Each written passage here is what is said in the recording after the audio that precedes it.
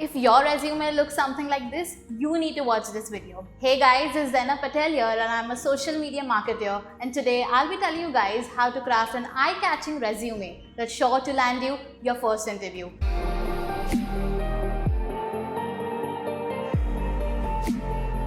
So what exactly is a resume? It is nothing but a document of yourself selling to the employer of the company. So a resume should include your skills, accomplishments, as well as your educational background. So it is a marketing and a job winning tool. So a resume is you on a piece of paper. So your entire professional life has to be conveyed through this one piece of paper.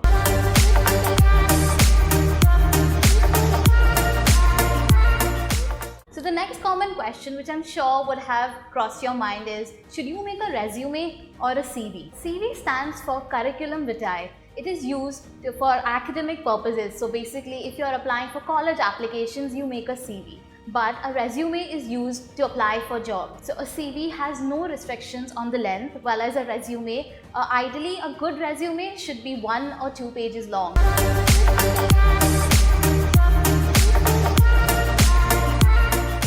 So the next common question is, why should you have a good resume? See, everyone these days has a resume, but if you really want to stand out in the crowd, you need to make sure that your resume is not only looking appealing, but at the same time it's easy for the readers to read. You have not seen the employer and the employer has not seen you. So whatever the employer knows about you is through that resume. So basically your resume is like a first impression and you need to make that impression count. A good first impression can do wonders and it can get you that interview call. A hiring manager gets so many resumes every single day and it spares not more than 6 seconds per resume. So you only have a couple of seconds that decides your future. So if you want to pass that 6-second test, you need to make sure your resume looks very professional and it's very easy for the readers to read.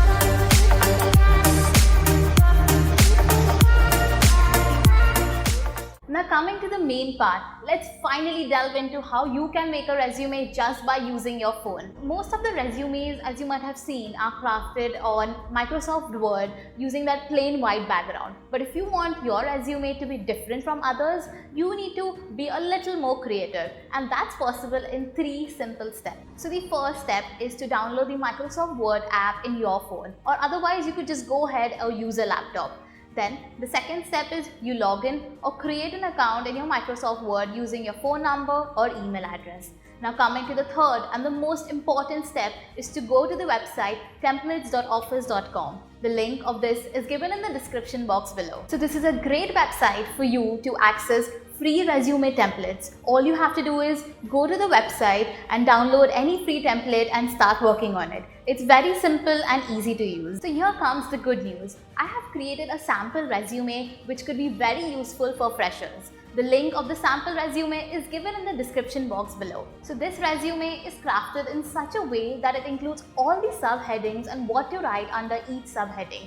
I'm very sure that this will make your resume building process much easier because you do not have to start from scratch but just edit what's already given to you. To make your resume look professional, you don't have to clutter all your details together but divide it into different subheadings. Now these are the subheadings that we are going to discuss in detail.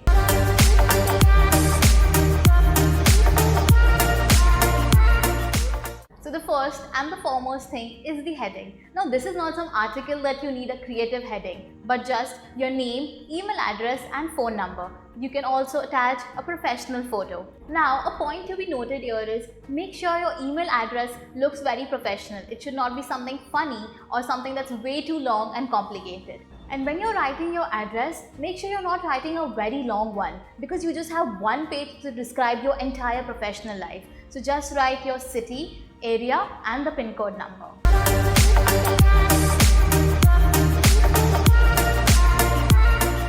Coming to the career objective, it is nothing but a summary in 2 to 3 lines about your skills and your career goals. So how do you even write an effective career objective? So just make sure it needs to answer 2 questions. Firstly, what position are you applying for? And secondly, what are your skills and interests? So as you can see, I have attached some easy examples that you can also tweak while writing your career objective. And as you can see, in all the examples, it's answering the same 2 questions. your career goals and what position you're applying to, as well as your skills. So while writing a career objective, make sure you use action words. So here's a list of all the action words that you can pick from. So whether it's accomplished, managed, initiated, so these all will make your resume more valuable. So while writing a career objective, you need to make sure of certain do's and don'ts. Firstly, avoid writing long paragraphs. Remember, you just have one page. Secondly, do not start your sentences with I would like to or I am good at. This just makes it look a little unprofessional.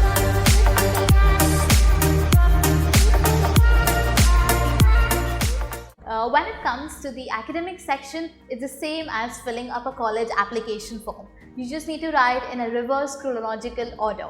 For example, if you are a graduate, then you will start with your graduation degree, then your 12th grade, and then continued by your 10th grade. So now there's a simple format to write the same. So here's an example of the academic section using the same format.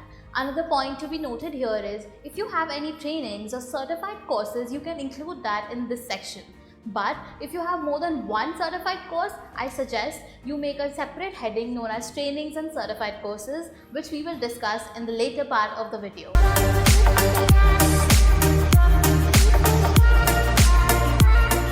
So imagine for a second that you are an HR manager and someone sends you their resume. What's the first thing your eyes will go to?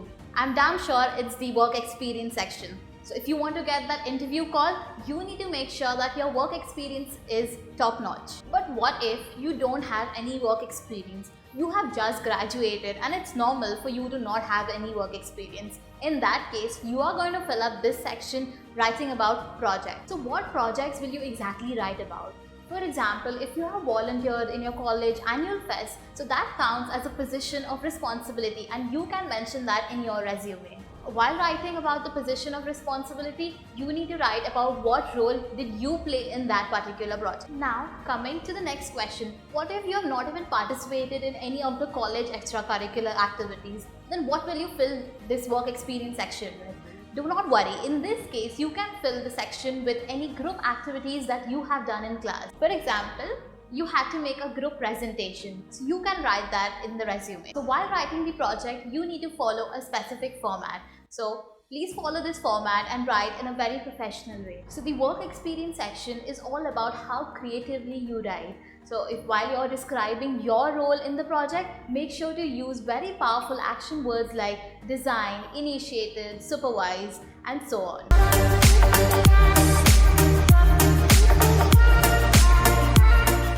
So the next section that we are going to move to is the awards and the achievement section. Now this is a section for you to showcase all your abilities and stand out amongst the crowd. For example, if you were the head girl in your school, that is surely an accomplishment that has to be there in your resume. Again, while writing the awards and the accomplishment sections, you need to take care of certain do's and don'ts. So you can start your sentences with awarded, accomplished, gained, or won. So like the work experience section, here too you need to write eye-catchy sentences.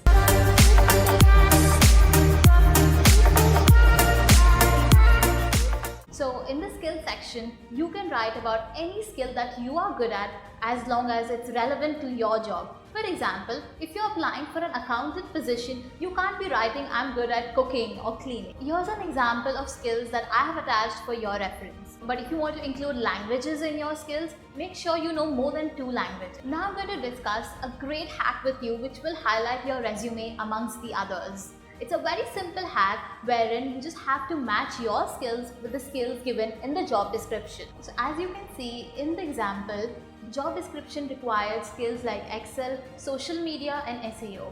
And as you can see, the candidate has very cleverly used the same skills and the keywords in his resume. This is a very important hack that I suggest you follow because at the end of the day, a hiring manager will check how many relevant keywords of the job description has matched with your resume. So skills are divided into 2 parts, hard skills and soft skills. Now your hard skills are like your technical skills which are like computer programming, web development and so on. But if you do not have a lot of hard skills, you do not have to worry because you can always compensate it with your soft skills. Like for example, communication, leadership and your creativity. Supposedly, you're very punctual with time, you can always write about your time management skills.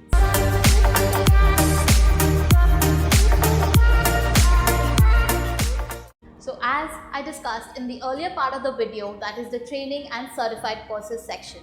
So if you have more than one training, then you can definitely make a separate section with this same heading. So the format is the same as the academic section. You need to start with the date, the name of the institution, and what you did in the course. For example, if you learned a course in Tally, then you can just write in one line that successfully completed a course in Tally. You can also include some technical keywords that will surely emphasize on your achievement.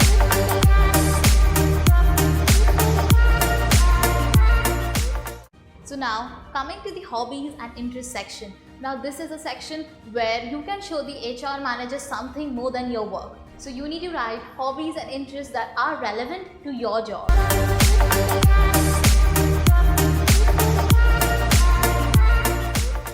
So here's a list of common mistakes that you need to avoid.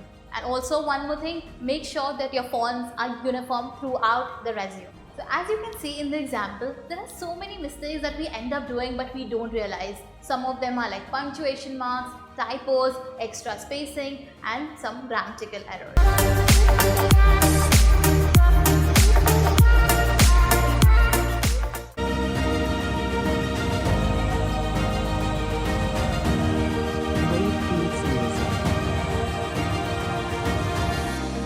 I hope this video was helpful for you, and I'm sure your resume is ready by now. So all the best for all your future interviews. This is Zainab Patel signing off.